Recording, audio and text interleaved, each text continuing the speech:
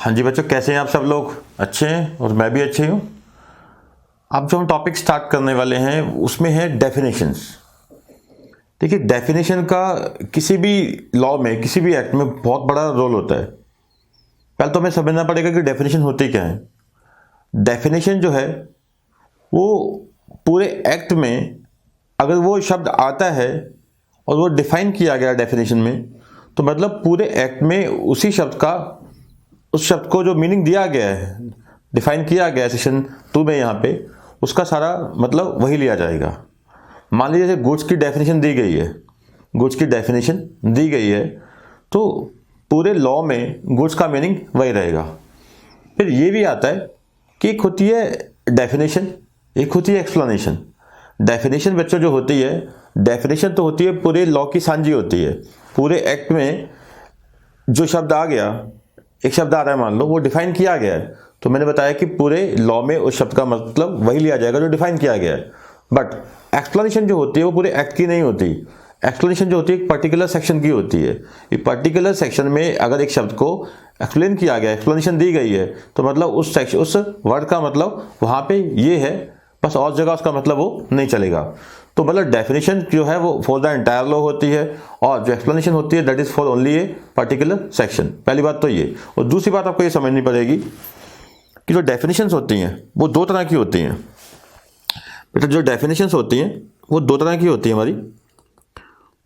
एक होती है एक्सक्लूसिव और दूसरी बेटा होती है इंक्लूसिव। एक्सक्लूसिव जो डेफिनेशन होती है उसका मतलब होता है कि ये जो डेफिनेशन है ये रिस्ट्रिक्टेड है, यानी जो उसका मीनिंग है वो क्या है, रिस्ट्रिक्टेड है। और रिस्ट्रिक्टेड डेफिनेशन में क्या होता है कि उसका जो मतलब है वो वहीं तक सीमित है, उसके अलावा कुछ और नहीं है। तो हमें पता कैसे लगेगा कि ये डेफिनेशन रिस्ट्रिक्टेड है या इंक्लूसिव है? तो अगर किसी डेफिनेशन में मीन शब्द आ गया, मीन या मीन्स लिखा हुआ है, तो मतलब है कि उसका मीनिंग यही है, इसके अलावा कुछ और मतलब नहीं है। और जहाँ इंक्लूसिव होती है डेफिनेशन, तो मतलब क्या है कि इसका जो मीनिंग है वो एक्सटेंडेड है। मीनिंग क्या है? एक्सटेंडेड है। ये मतलब तो है ही है, इसके अलावा भी कुछ और चीज़ें इसमें आ सकती हैं। तो पता कैसे लगेगा कि डेफिनेशन जो है वो इंक्लूसिव है? तो शब्द लिखा होगा इंक्लूड्स, इंक्लूड या इंक्लूड्स, ठीक है, लिखा होगा तो आप समझ जाइएगा कि जो डेफिनेशन है ये क्या है, इंक्लूसिव है। ये तो है ही है, इसके अलावा भी बहुत कुछ आ सकता है। तो डेफिनेशंस दो तरह की है, एक एक्सक्लूसिव, दूसरी इंक्लूसिव। जहाँ एक्सक्लूसिव डेफिनेशन आएगी तो मतलब क्या है कि जो इसका अर्थ है वो क्या है, रिस्ट्रिक्टेड है, यही आएगा, इसके अलावा कुछ और नहीं आएगा। और जहाँ डेफिनेशन इंक्लूसिव है तो मतलब क्या होता है कि मीनिंग जो है वो क्या है, एक एक्सटेंडेड है, जो है वो तो आएगा ही आएगा, इसके अलावा भी बहुत कुछ आ सकता है एज पर द केस। ठीक है, तो आपको ये कुछ समझ आ गया होगा। फिर आगे मैं एक्सप्लेन करता जाऊंगा कि चाहे मीन्स लिखा है या इंक्लूड लिखा है तो उसका मतलब क्या होगा। तो सबसे पहले हम जो डेफिनेशन स्टार्ट करने जा रहे हैं, ठीक है, पहले मैं एक चीज़ बेटा आपको क्लियर कर दूं। मैं जो चैप्टर में आपको करवा रहा हूँ, मैं सभी के सभी डेफिनेशन नहीं करवा रहा। बहुत सारे डेफिनेशंस हैं जो क्या है कि जब वो चैप्टर करवाए जाएंगे, टॉपिक करवाए जाएंगे, तो उसका लिंक वहाँ पे रेलिवेंट होगा। ठीक है, तो जब वो चैप्टर करवाऊंगा पहले वहाँ डेफिनेशन करवाऊंगा, उसको क्लियर करूंगा, उसके बाद ही मैं आगे चलूंगा। ठीक है, तो यहाँ पे जो डेफिनेशन मैं करवा रहा हूँ वो करवा रहा हूँ जो पूरे एक्ट में जो हमें जगह जगह काम आएंगी। बट जो किसी पर्टिकुलर सेक्शन में ज़्यादा उसकी इंपॉर्टेंस है तो मैं वहीं पर उसको कवर करके चलूंगा। ठीक है, चले आगे। तो सबसे जो इंपॉर्टेंट डेफिनेशन है वो है गुड्स और सर्विसेज की। ठीक है, क्योंकि टैक्स का नाम ही क्या है हमारा, goods and service tax, goods and service tax. तो सबसे पहले जो डेफिनेशन में कवर करने लगा हूं वो करने लगा हूं आपकी गुड्स की। ठीक है जी, तो चलते हैं हम। तो गुड्स का मतलब क्या है? तो पहले तो कहते हैं कि गुड्स मीन्स, अब आगे बात वही।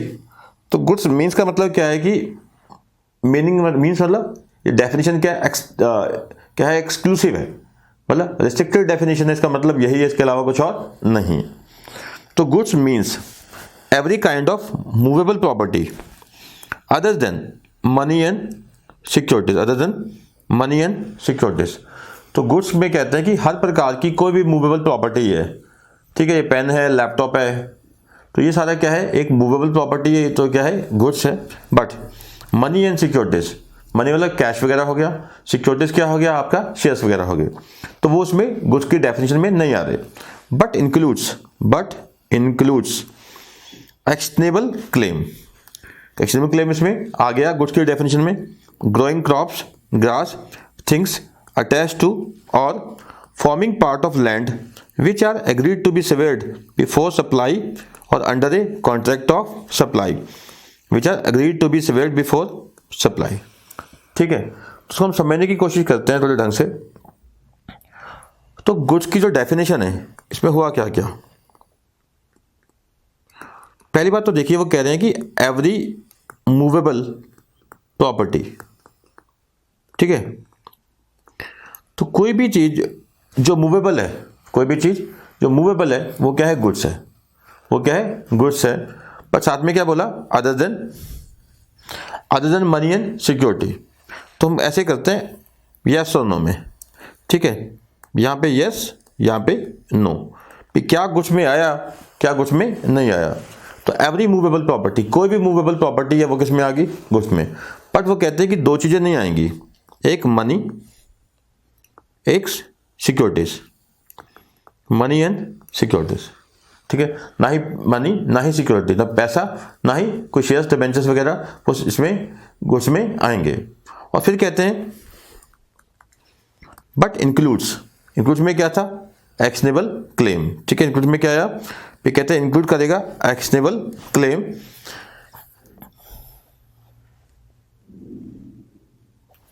तो एक्शनेबल क्लेम क्या है, गुड्स में आपके आगे, ठीक है। और साथ में क्या कहते हैं, कोई भी मान लीजिए कोई घास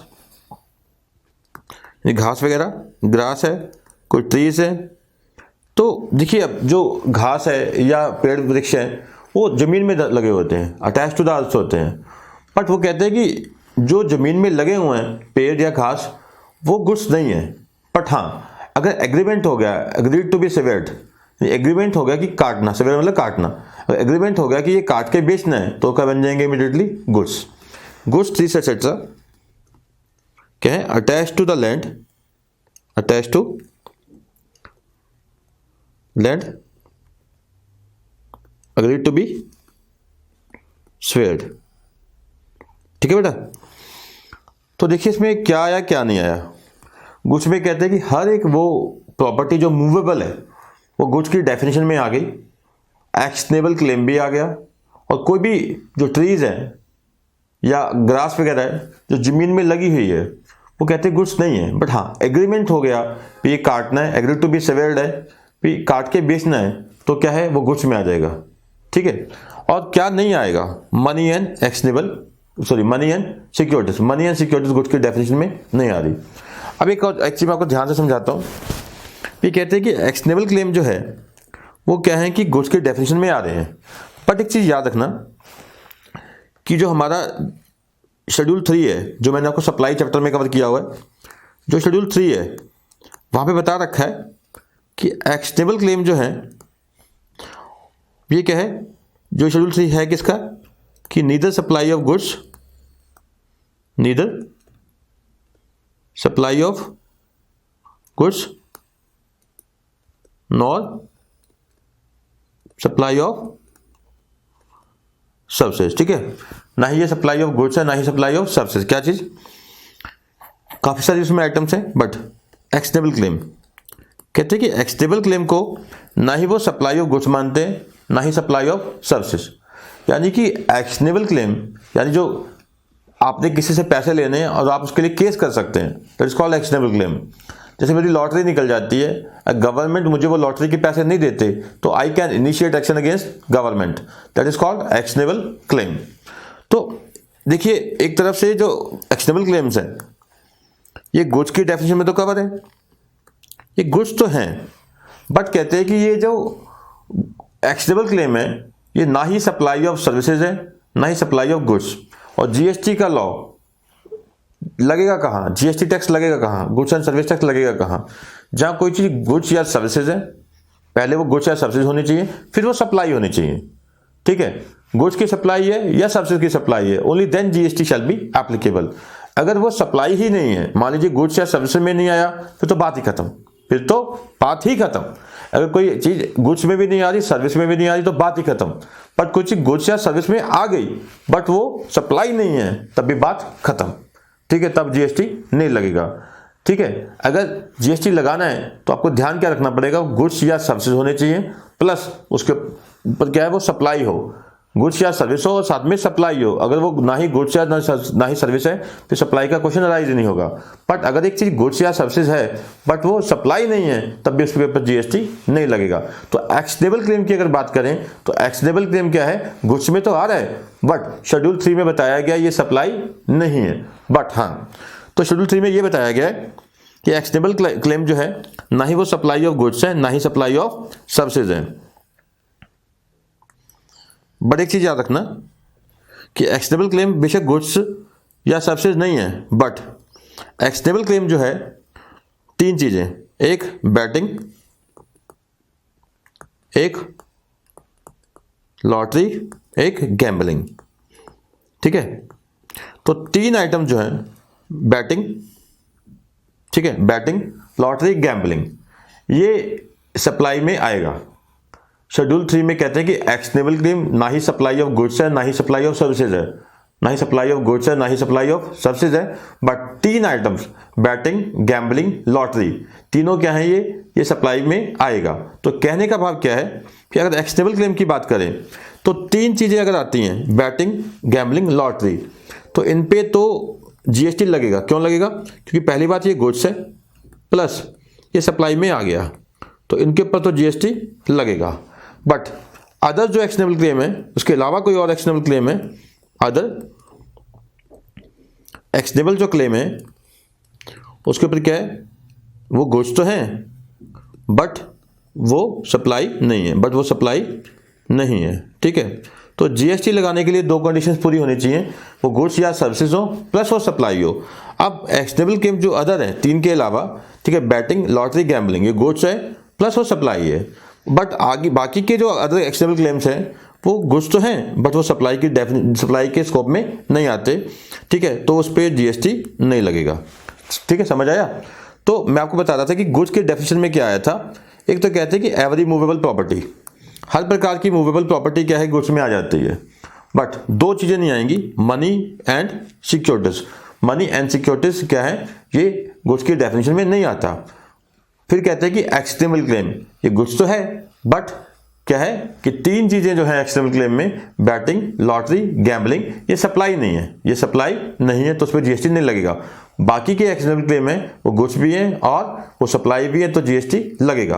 और थर्ड आपका आता है कि ग्रास, ट्रीज एक्सेट्रा, जो क्या है, अटैच टू लैंड है but agree to be severed है, लगे हुए हैं धरती में, जमीन में, वो बट एग्रीमेंट हो गया कि हमने इसको बेचना है, काट के बेचना है। जब काट के बेचने का एग्रीमेंट हो गया है तो क्या बन जाएंगे, गुड्स बन जाएंगे। तो क्या है, गुड्स के क्या मीनिंग हुआ कि एक भी कोई भी movable property other than money and securities, but it includes actionable claims and trees, grass etcetera जो अटैच टू अर्थ है but agree to be severed है, तो गुड्स के डेफिनेशन में आ जाएंगे। ठीक है, तो गुड्स के बाद हमें डेफिनेशन जो समझनी है वो सबसे इंपॉर्टेंट है। उसके बाद गुड्स के बाद वो वाली डेफिनेशन सबसे इंपॉर्टेंट है। क्यों? क्योंकि टैक्स ही कौन सा है, गुड्स एंड सर्विस टैक्स। ठीक है, तो आइए हम करते हैं अगली जो डेफिनेशन है वो क्या है, सर्विस की। तो सर्विस की जो डेफिनेशन है वो सेक्शन 2 क्लोज 102 में है, सेक्शन 2 क्लोज 102 में। तो कहते हैं कि सर्विस की जो डेफिनेशन है वो क्या है, service means anything other than goods. तो गुड्स को छोड़ के कुछ भी बचा तो वो क्या हो गया, सर्विस। अब गुड्स में क्या आया था, कोई भी प्रॉपर्टी जो मूवेबल है वो क्या है, गुड्स है। अब कहते हैं कि उसके अलावा जो कुछ बचा वो क्या है, सर्विस है। आप दिमाग लगाइए, उसके अलावा बचा क्या। अब एक मान लीजिए एक लैंड एंड बिल्डिंग है तो वो क्या होगी, सर्विस। क्यों? उसने कह तो दिया भी गुड्स में क्या आएगा, every movable property, every movable property वो तो गुड्स है। अब मैं आपको पढ़ा रहा हूं तो ये प्रॉपर्टी तो नहीं है मूवेबल, तो ये क्या है, सर्विस है। ठीक है, अब मैं आपको बिल्डिंग बेचता हूं, लैंड बेचता हूं, लैंड एंड बिल्डिंग बेचता हूं, तो वो क्या है, एवरी मूवेबल प्रॉपर्टी तो गुड्स में आ गई, तो ये क्या है, इमूवेबल प्रॉपर्टी है, तो ये किस में आ जाएगा, सर्विस में। तो ध्यान रखना कि ज़मीन मैं आपको बेचता हूँ तो ये किस में आएगा, सर्विस में। क्यों, ये मूवेबल नहीं है। मैं आपको ये पेन बेचता हूँ, ठीक है, I sell this pen to you, this is goods, ये क्या है, गुड्स है। बट अगर मैं आपको प्रॉपर्टी बेचता हूँ तो गुड्स, जो पेन मूवेबल प्रॉपर्टी है वो तो गुड्स में आ गई, पर जो इमूवेबल प्रॉपर्टी है वो तो गुड्स में आई नहीं, क्योंकि गुड्स में क्या आएगा, ओनली मूवेबल प्रॉपर्टी। तो इमूवेबल प्रॉपर्टी किस में आ जाएगी, सर्विस में आ जाएगी। एक चीज़ ये याद रखनी है।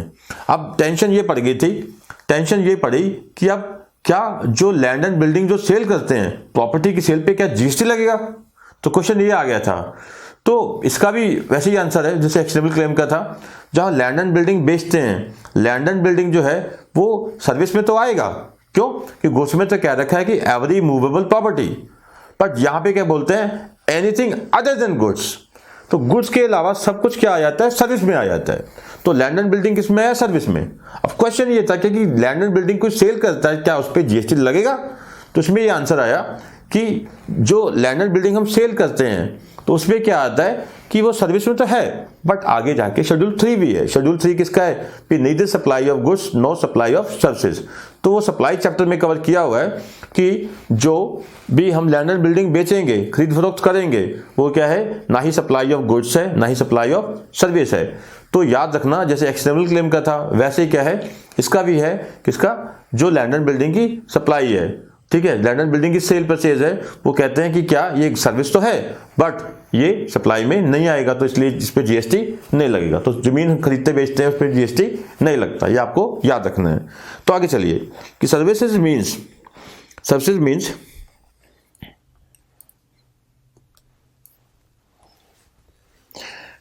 Anything other than goods.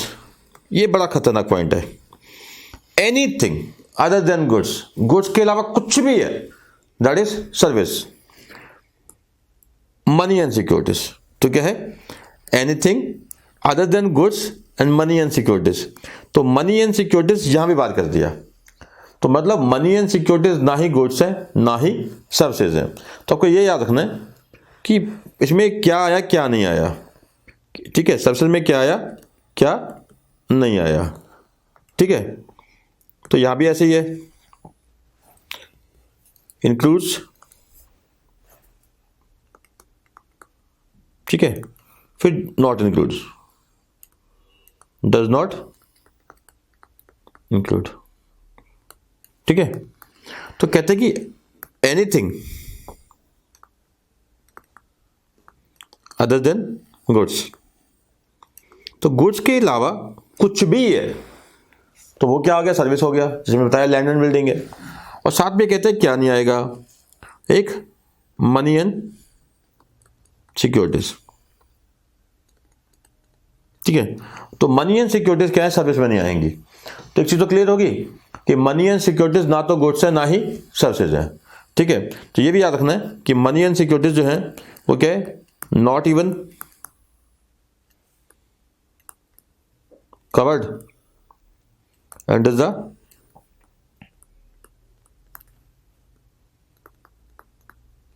Definition of goods, ठीक है। तो मनी एंड सिक्योरिटीज है तो ना ही वो गुड्स है ना ही वो सर्विसेज है, ठीक है। तो पहले कहते हैं कि मूवेबल प्रॉपर्टी के अलावा कुछ भी है, यानी गुड्स के अलावा कुछ भी है, वो क्या है, सर्विस है। फिर आगे आगे चलते हैं हम। बट कहते हैं कि but includes activities relating to use of money or its conversion by cash or by any other mode from one form currency denomination to another form currency or denomination for which a separate consideration is charge. ये बहुत शानदार है।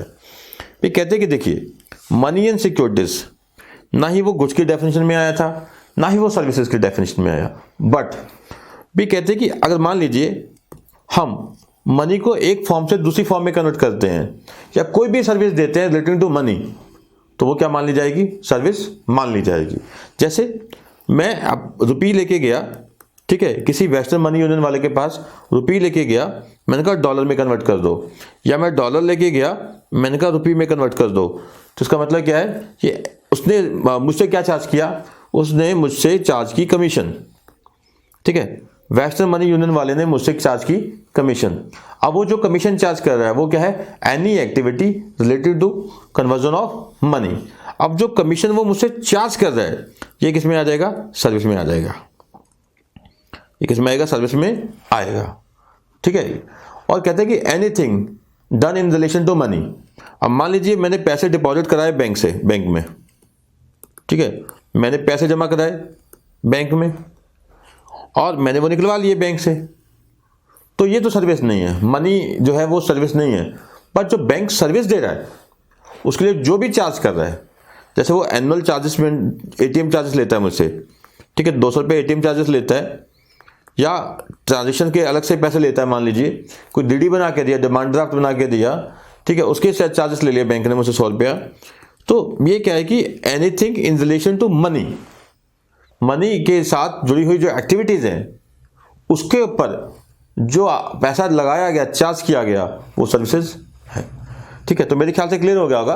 तो पहली बात तो money and securities जो है ना ही वो गुड्स है ना ही वो सर्विसेज है, but anything done in relation to money या anything done in relation to conversion of money, जो पैसा चार्ज किया जाएगा वो किस में आएगा, सर्विस में आएगा। ठीक है जी, तो आगे चलते हैं हम।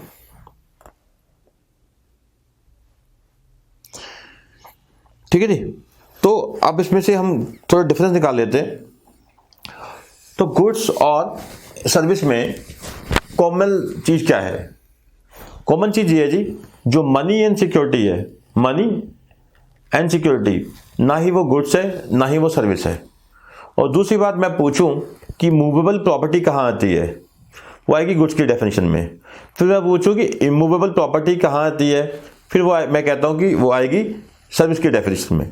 फिर मैं आपसे क्वेश्चन पूछता हूं, क्या इमूवेबल प्रॉपर्टी जैसे लैंड एंड बिल्डिंग है उसकी सेल परचेज पे क्या जीएसटी लगेगा? फिर आपका आंसर आएगा नहीं। देखना पड़ेगा हमें सप्लाई का चैप्टर, वहां पढ़ना पड़ेगा शेड्यूल 3। तो लैंड एंड बिल्डिंग की जो सेल परचेज है वो शेड्यूल 3 में साफ साफ बोल रखा है, ना ही ये सप्लाई ऑफ गुड्स है ना ही ये सप्लाई ऑफ सर्विसेज है। ठीक है जी, तो मनी एंड सिक्योरिटी दोनों में नहीं आया।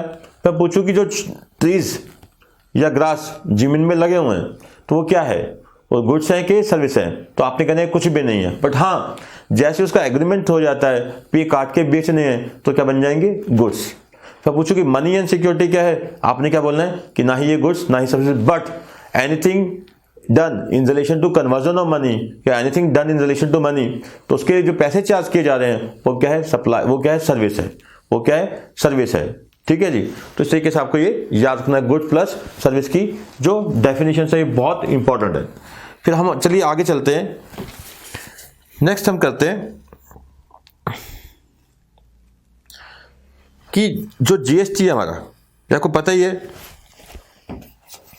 तो जीएसटी है ये दो तरह का है, एक इंट्रास्टेट, एक है आपका इंट्रास्टेट और दूसरा क्या है, इंटरस्टेट। ठीक है, एक सप्लाई कौन सी है, इंट्रास्टेट सप्लाई, दूसरी क्या है, इंटरस्टेट सप्लाई। ठीक है, इंटरस्टेट सप्लाई। आपको पता ही है कि जो इंट्रास्टेट सप्लाई है वो मैंने इंट्रोडक्शन में भी क्लियर किया था। इंट्रास्टेट सप्लाई के ऊपर क्या लगता है हमारा, सीजीएसटी प्लस एसजीएसटी, और अगर वो यूटी है तो क्या लगता है, UT GST, union territory goods and service tax. अगर वो इंटरस्टेट सप्लाई है तो क्या लगता है हमारा, integrated goods and service tax, IGST लगता है, आईजीएसटी। इंपोर्ट भी करते हैं उसे हम क्या मानते हैं, इंटरस्टेट सप्लाई, तो वहां भी क्या लगता है हमारा, आईजीएसटी। अब पहली बात तो हमें पता होना चाहिए कि स्टेट क्या है, यूटी क्या है। ठीक है जी, तो चलिए पहले हम पढ़ते हैं कि स्टेट क्या है। तो कहते हैं कि state includes UT with legislature, union territory with legislature. मैंने आपको पहले बताया था, मीन्स का मतलब होता है कि डेफिनेशन जो है वो क्या है, रिस्ट्रिक्टेड है। इंक्लूड्स का मतलब होता है कि डेफिनेशन जो है एक्सटेंडेड है, ये तो है ही, इसके अलावा भी कुछ और भी है। ठीक है, तो स्टेट में क्या आया, यूटी विद लेजिस्लेचर।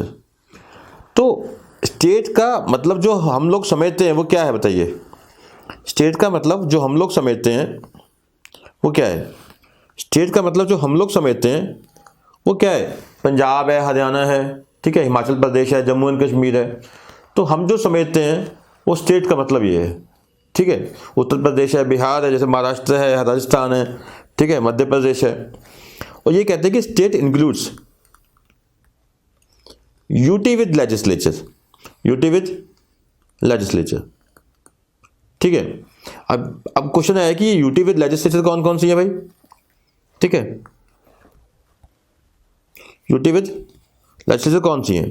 तो पता है कि दिल्ली प्लस जो पुडुचेरी है, जो पौंडुचेरी बोलते हैं हम लोग, ठीक है, जो सही नाम जो है, तो दिल्ली प्लस जो पुडुचेरी है, पौंडुचेरी जो है, इनके क्या है, ये यूटी विद लेजिस्लेचर हैं तो ये यूनियन टेरिटरीज हैं, तो ये यूनियन टेरिटरीज, बट इनके क्या हैं कि अपने से अलग से लेजिस्लेचर है, इनके अलग से क्या है, अपनी विधान सभाएं हैं।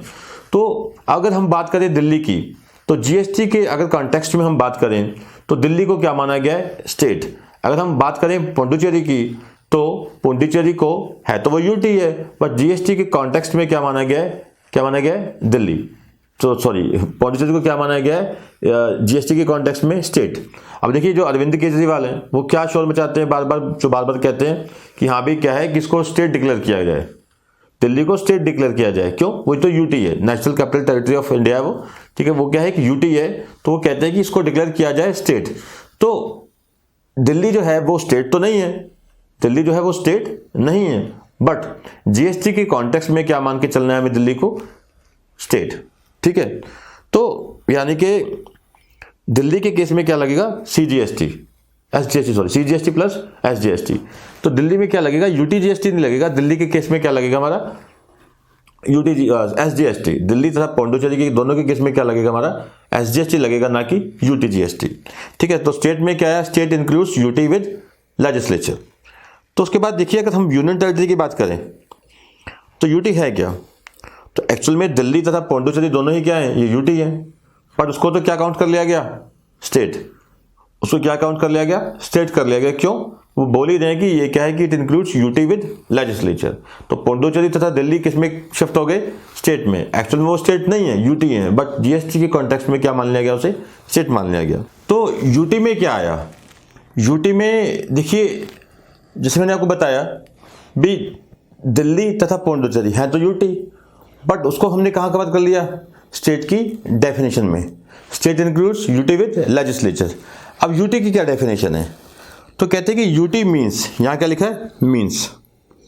देखिए यही चीज़ देखने वाली होती है कि डेफिनेशन क्या इंक्लूसिव है कि एक्सक्लूसिव है। तो स्टेट में बोला गया है कि state includes UT with legislature.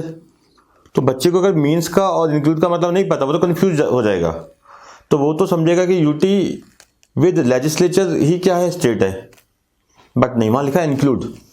तो यूटी विद लेजिस्लेचर भी किस में आती है, स्टेट में आती है। 29 जो स्टेटें अलग से वो तो है ही हैं, महाराष्ट्र, बिहार, यूपी, मध्य प्रदेश, राजस्थान वगैरह, पंजाब वगैरह, हरियाणा वगैरह, वो तो है ही हैं। उसके अलावा क्या है, यूटी विद लेजिस्लेचर, वो भी इसमें आ जाती हैं स्टेट में, ठीक है जी। तो UT means territory of Andaman and Nicobar island, ठीक है। अंडमान एंड निकोबार आइलैंड किस में आ जाएगा, यूटी में। Lakshadweep, Dadra and Nagar Haveli, Daman Diu, Chandigarh and other territory. क्योंकि कल को कोई डिक्लेयर कर देते हैं कि ये भी यूटी है, तो उसे क्या बोलेंगे कि ये क्या है, कि यूनियन टेरिटरी। तो कुल मिला के देखिए है तो हमारे देश में 7 यूनियन टेरिटरीज हैं, 7 यूनियन टेरिटरीज हैं, बट 2 जो यूनियन टेरिटरीज हैं कौन कौन सी, दिल्ली प्लस जो पुडुचेरी है, पौंडुचेरी, ठीक है। इसे क्या डिक्लेयर कर रखा है इन लोगों ने, इसे जीएसटी के कॉन्टेक्स्ट में क्या माना गया है, स्टेट। तो 5 जो कहने का भाव जो है यूटीज हैं, अंडमान निकोबार हो गया, चंडीगढ़ हो गया, दमन दीव हो गया, ठीक है, दादरा नगर हवेली हो गया और लक्षद्वीप हो गया। तो 5 क्या है, ये यूटी हैं। तो बाकी जगह क्या है, क्या है स्टेट। तो कहने का भाव ये हुआ कि 29 स्टेट तो है ही है, प्लस 2 यूटी जो हैं उसे जीएसटी के कॉन्टेक्स्ट में क्या मान लिया गया, स्टेट। कौन कौन सी, दिल्ली प्लस पुडुचेरी, ठीक है। दिल्ली प्लस पुडुचेरी को क्या माना गया, स्टेट। तो जो एसजीएसटी लॉ पास हुए, एसजीएसटी जो पास हुए, ये कुल मिला के कितने पास हुए, 29 तो स्टेट्स के थे, प्लस 2 जो यूटी है बट माना क्या है ऐसे स्टेट, तो 2 ही है। तो 31 एसजीएसटी लॉ हैं। और जो 5 ये जो 5 हैं, इन 5 के लिए क्या पास किया, एक कानून पास किया जिसका नाम क्या है, यूटीजीएसटी एक्ट, ठीक है, यूटीजीएसटी एक्ट 2017, यानी union territory goods and service tax act 2017। तो ये क्या है हमारा, ये हमारा है यूटीजी एसटी एक्ट जो है वो क्या है 5 यूटी के लिए। तो एसजी एसटी एक्ट